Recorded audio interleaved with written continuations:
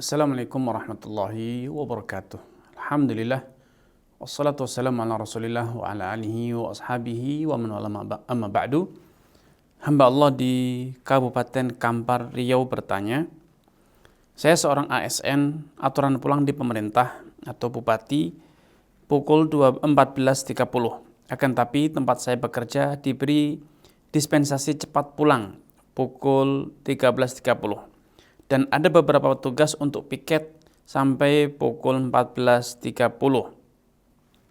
Apa hukumnya yang cepat pulang tersebut? Apakah seorang ASN yang keluar pada jam kerja atau telat masuk karena ada pasien yang berobat, apa boleh dengan membayar sejumlah uang untuk mengganti jam yang terpakai? Bagaimana hukumnya?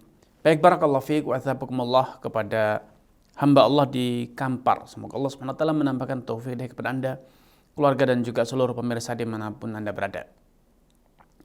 Yang pertama, sepatutnya setiap pekerja, baik itu di instansi pemerintah ataupun di swasta, berkomitmen dengan klausul-klausul yang telah disepakati dalam kontrak kerja. Ya ayyuhalladzina amanu aufu bil uqud. Orang yang beriman, penuhilah setiap kesepakatan yang telah tercapai di antara kalian. Rasulullah SAW juga bersabda, al-muslimuna ala syurutihim. Setiap orang Islam itu berkewajiban memenuhi persyaratan yang telah disepakati. Nah, ketika Anda menandatangani kontrak kerja sebagai ASN, tentu Anda telah bersepakat untuk memenuhi dan menunaikan pekerjaan Anda secara maksimal. Karena atas pekerjaan dan kinerja Anda tersebut, Anda mendapatkan insentif berupa gaji, tunjangan, dan lain sebagainya. Karenanya, sebisa mungkin Anda betul-betul memenuhi jam kerja dan juga tupoksi yang telah dibebankan kepada Anda. Ketika Anda dengan sengaja, dengan alasan yang itu sebetulnya bukan alasan yang mendesak, seperti halnya ketika Anda berkata ada pasien di rumah. Padahal pasien itu bisa Anda minta rujuk atau Anda rujuk untuk mendapat layanan kesehatan di tempat Anda bekerja. Kebiasaan mengganti rugi itu tentu akan mengganggu kinerja Anda di tempat Anda bekerja. Dan menjadikan Anda mengedepankan kepentingan pribadi, kepentingan mendapatkan pasien di tempat praktek Anda.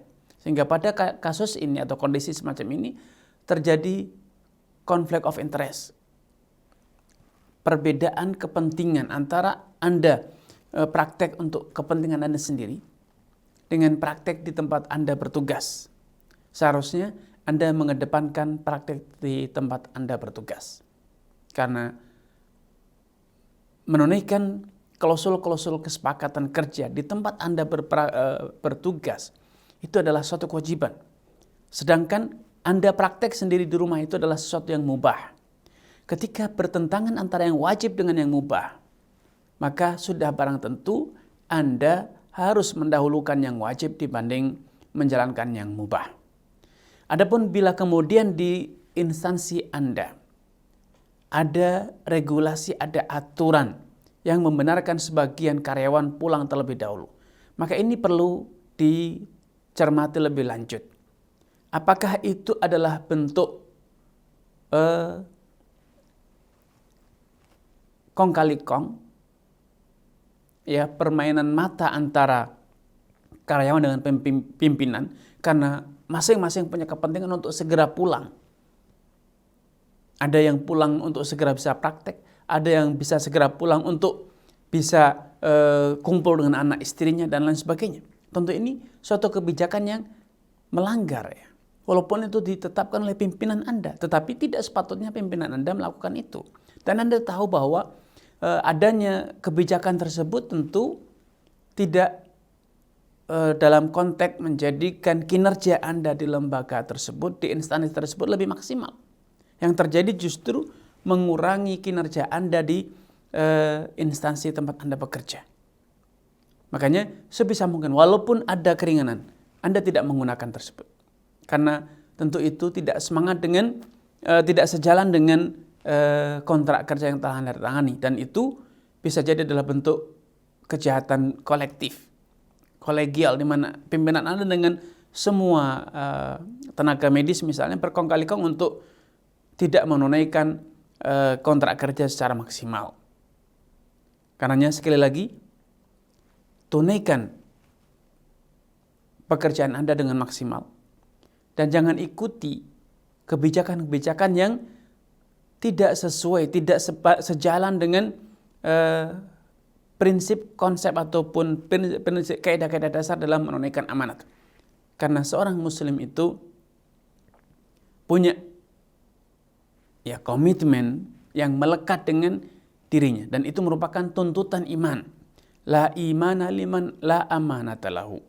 Tidaklah layak dikatakan sebagai orang yang beriman bila orang tersebut tidak mampu atau tidak bisa menjaga dan menunaikan amanah sebagaimana mestinya.